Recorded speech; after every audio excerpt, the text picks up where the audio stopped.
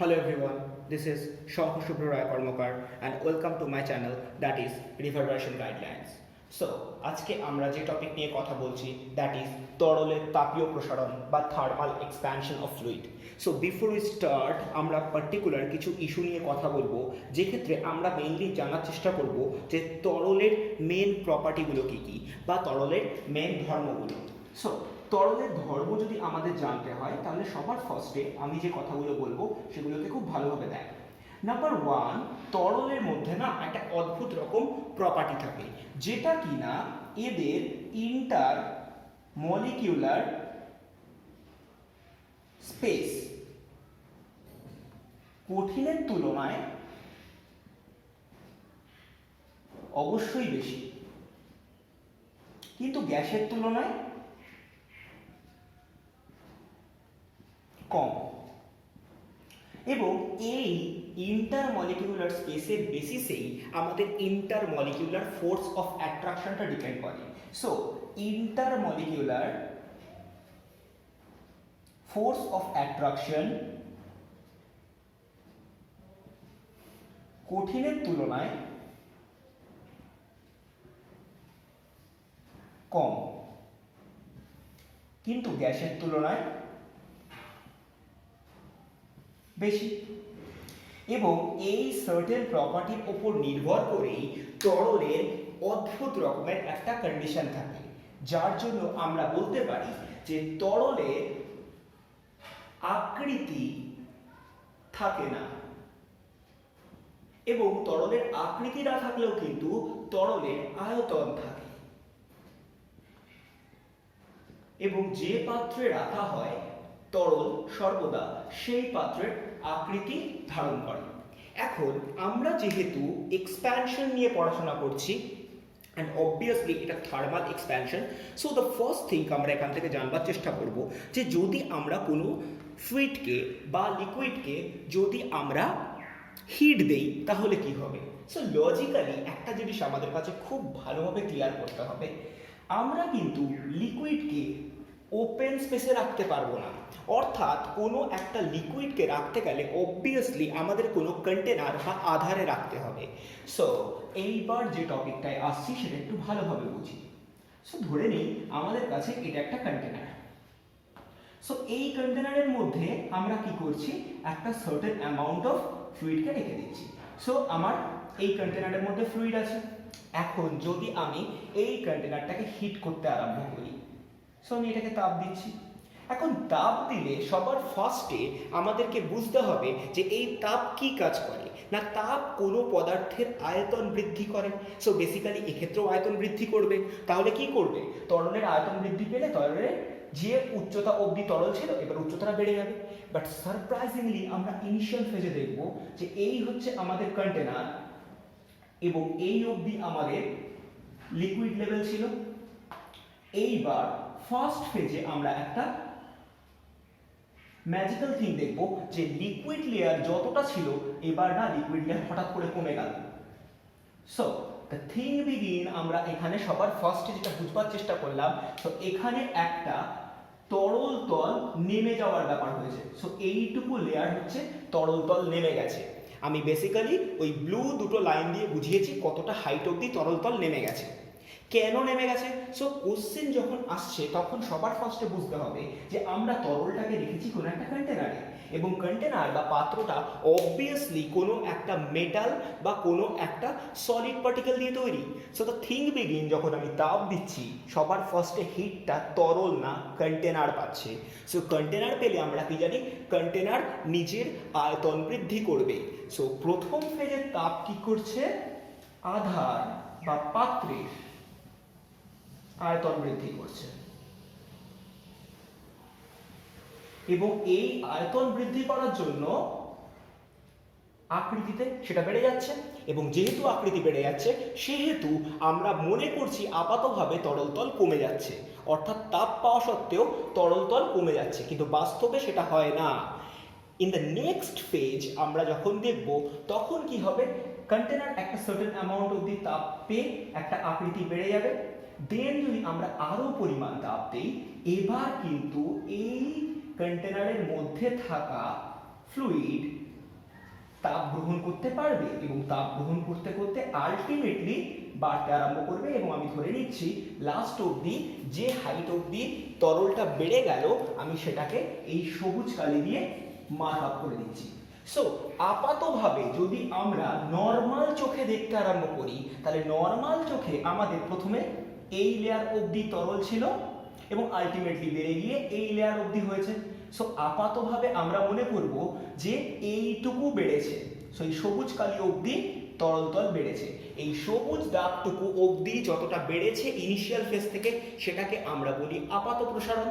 In the other hand বাস্তব ক্ষেত্রে কিন্তু তরল তল বেসিক্যালি বেড়েছে এই লেয়ার থেকে এই লেয়ার অবধি।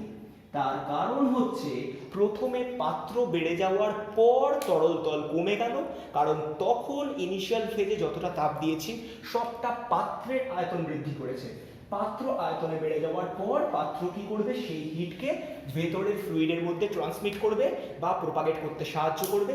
দেন কি হবে, আস্তে আস্তে তরল তল বাড়তে আরম্ভ করবে এবং আলটিমেটলি একটা সার্টেন হাইটে গিয়ে থামবে। এই পুরো কন্ডিশনটাকে আমরা ইনিশিয়াল ফেজে কমে যাওয়ার পর যতটা আলটিমেট বাড়বে সেটাকে আমরা বলবো প্রকৃত প্রসারণ। সো এই অবধি আই থিঙ্ক আমাদের প্রত্যেকটা ডেটাকে খুব ভালোভাবে ক্লিয়ার করতে হবে। ক্লিয়ার? রাইট নাও আমি যেটা করবার চেষ্টা করছি, আমরা কিছু রিলেশনশিপ স্ট্যাটাসকে বুঝবার চেষ্টা করছি। সো আমি ধরে নিচ্ছি যত অবধি আমার প্রাথমিক অবস্থায় জল ছিল বা তরল ছিল সেই পার্টিকুলার পয়েন্টটাকে আমি এ দিয়ে নাম দিলাম।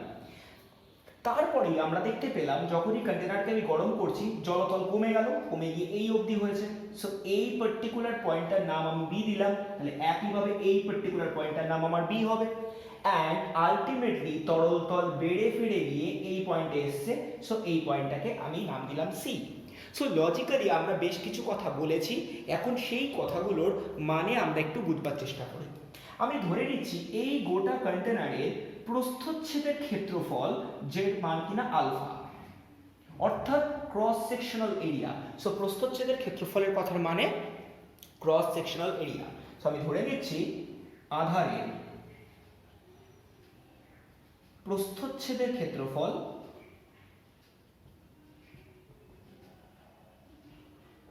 অ্যালফা। সো এটা জাস্ট একটা ডিনোট করে। এবার আমরা যদি বোঝার চেষ্টা করি যে প্রকৃত বৃদ্ধি, তাহলে প্রকৃত বৃদ্ধি কতটা হয়েছে? প্রকৃত বৃদ্ধি হয়েছে বেসিক্যালি যত পরিমাণ আয়তনের, সেটা আমরা কোথা থেকে বুঝবো না, বি পয়েন্ট থেকে আলটিমেট উঠেছে সি পয়েন্ট অবধি। সো প্রকৃত বৃদ্ধি হয়েছে বিসি ইন্টু আলফা, এত আয়তনের। কারণ আয়তন কথার মানে কি জানি আমরা, ক্ষেত্রফল ইন্টু উচ্চতা। সো এই প্রস্থচ্ছেদের ক্ষেত্রফল মানে অ্যালফা, আর কতটা হাইট উঠেছে বিসি। কারণ প্রথমে যখন আমি হিট দিয়েছিলাম, আমি বারবার করে বলছি, এই হিট দেওয়ার জন্য তরল তল নেমে গেছিল। এই নেমে যাওয়ার অর্থ হলো পাত্র প্রথমে বেড়েছিল। সো পাত্র বেড়ে যাওয়ার পর থেকে যতটা হাইট অবধি তরল উঠবে সেটাই হবে আমাদের প্রকৃত বৃদ্ধি।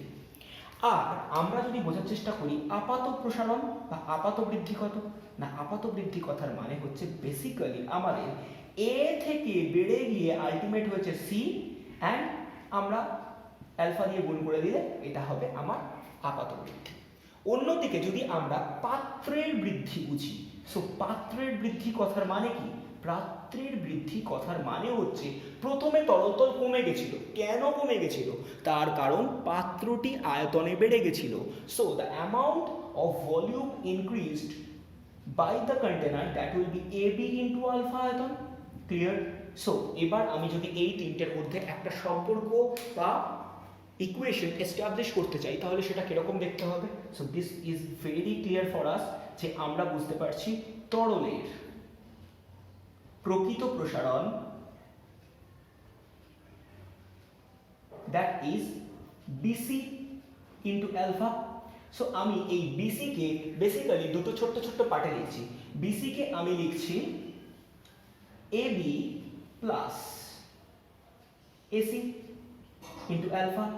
এবার যদি আমি অ্যালফা দিয়ে বোথ সাইডে মাল্টিপ্লাই করে দিই তাহলে আমাদের কাছে ইকুয়েশনটা কত থাকবে? So this equation will look like AB alpha plus AC alpha. Clear? অর্থাৎ আমরা যেটা পাচ্ছি সেটা হচ্ছে তরলের প্রকৃত প্রসারণ that is equal to AB into alpha. এই কথার মানে হচ্ছে পাত্রের আয়তন বৃদ্ধি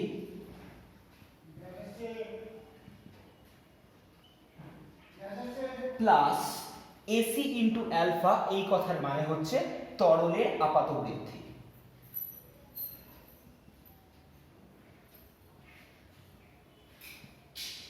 ক্লিয়ার? সো এই হচ্ছে আমার টোটাল ইকুয়েশন এস্টাবলিশমেন্ট, যেটা থেকে আমরা মেইনলি পাচ্ছি যে তরলের প্রকৃত বৃদ্ধি সমান সমান পাত্রের আয়তন বৃদ্ধি প্লাস তরলের আপাত আয়তন বৃদ্ধি। So this is the main equation through which আমরা বেশ কিছু জিনিসকে এস্টাবলিশ করব। So here we start. Right now আমরা যে টপিক নিয়ে কথা বলছি, যেটা কিনা তরলের আপাত প্রসারণ গুণাঙ্ক। সো আপাত প্রসারণ গুণাঙ্কের কথা অ্যাকচুয়াল ডেফিনেশনটা কি না, বলা হচ্ছে কোনো একটা কন্টেনারে যে অবস্থায় তরল আছে যদি তার একক পরিমাণ উষ্ণতা বৃদ্ধি করি, তাহলে আপাতভাবে যত পরিমাণ আয়তন বৃদ্ধি পাবে তাকেই আমরা নর্মাল বলছি আপাত প্রসারণ গুণাঙ্ক।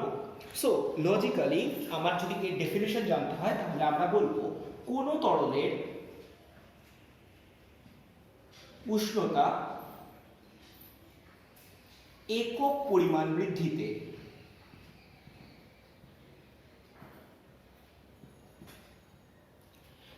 তার আয়তন আপাতভাবে যত পরিমাণ বৃদ্ধি পায়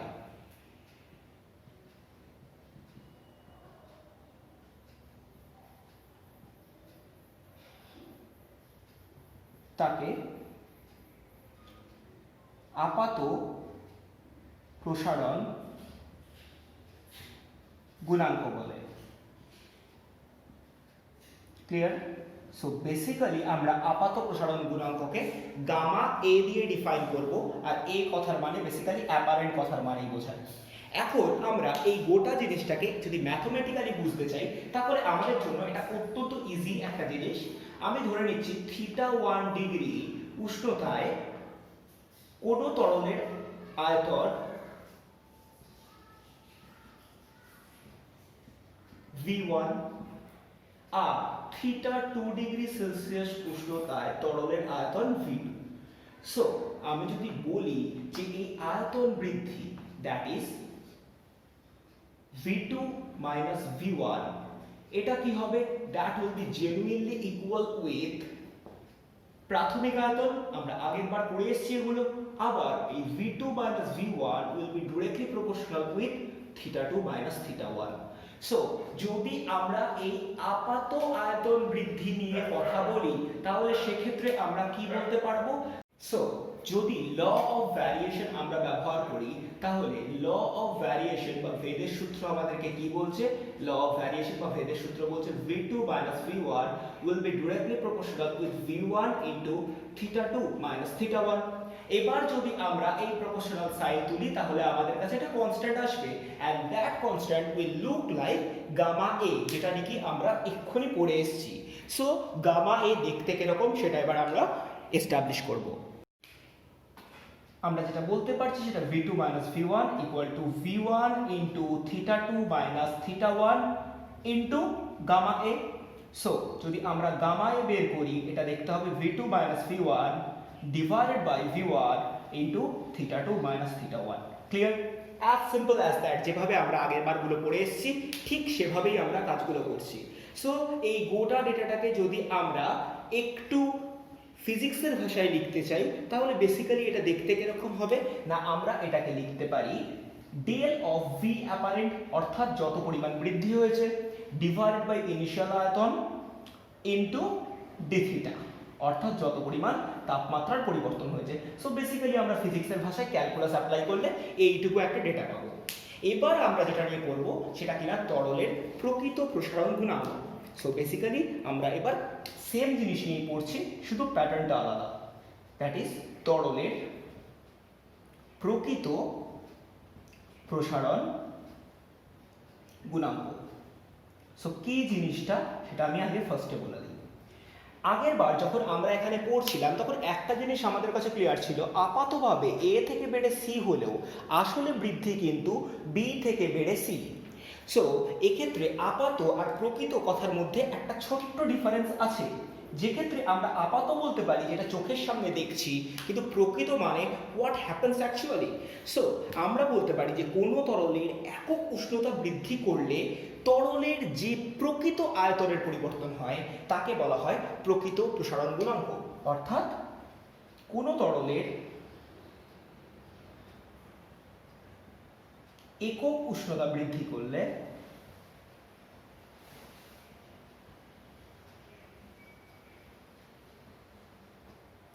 প্রকৃতপক্ষে তার যত পরিমাণ আয়তন বৃদ্ধি হয়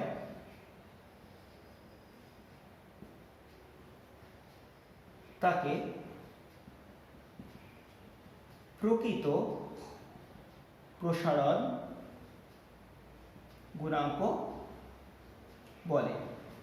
সো রাইট নাও আমরা এটাকে ম্যাথমেটিক্যালি এস্টাবলিশ করব, but trust me that will be ditto similar with the previous one. So আগের মতোই এটা কমপ্লিটলি সেম টু সেম মতো চলবে।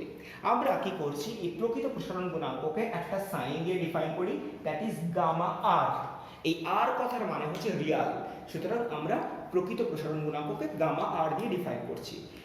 একই রকম ভাবে যদি আমরা এই গামা আর এর কনসেপ্টটুকু বুঝবার চেষ্টা করি, সো আমরা লিখতেই পারি that is gamma R can be defined as V real, অর্থাৎ অন্তিম আয়তন যতটা হয়েছে that is V real minus প্রাথমিক আয়তন, যেটা কিনা আমি ভি বলে ধরে নিচ্ছি, divided by V within bracket theta 2 minus theta 1. So this will be the actual value of প্রকৃত প্রসারণ গুণাঙ্ক। সো ডু রিমেম্বার এই ভি কথার মানে কি, এই ভি কথার অ্যাকচুয়াল আয়তন হচ্ছে এই কন্ডিশনের আয়তন। So this is my V end ultimate যতটা হয়েছে সেটা হচ্ছে ভি আর, এন্ড ইনিশিয়াল যতটা ছিল সেটা ছিল V one. So this are the states যেটা আমি এখানে অ্যাপ্লাই করেছি। প্রকৃত প্রসারণ গুণাঙ্ক কিন্তু ধরা হবে এই স্টেটের পর থেকে। সো এইখানে একটা ছোট্ট কনফ্লিক্টিং ডেটা আমরা কিন্তু পেলাম, যেটা আমি এই ছবিতে এবার বোঝালাম। সো প্রাথমিক আয়তন ছিল V1, কিন্তু যখনই আমি একটা সার্টেন টেম্পারেচার বৃদ্ধি করেছি তখন কি হয়েছে, এই তরলটার আয়তন আপাতভাবে কমে গেছে এবং কমে গিয়ে কত হয়েছে V, and that is the main consideration to measure the তরলের প্রকৃত প্রসারণ গুণাঙ্ক বা the coefficient of Real expansion of fluid. In the other hand ultimately যখন আরও তাপ দিচ্ছি তখন তার অন্তিম আয়তন হয়ে যাচ্ছে VR। সো আমাদের প্রকৃত বৃদ্ধি হচ্ছে VR minus V divided by V minus theta 2 minus theta 1। সো এই হচ্ছে আমাদের প্রকৃত প্রসারণ গুণাঙ্কের অ্যাকচুয়াল মান। ক্লিয়ার আমার কথা?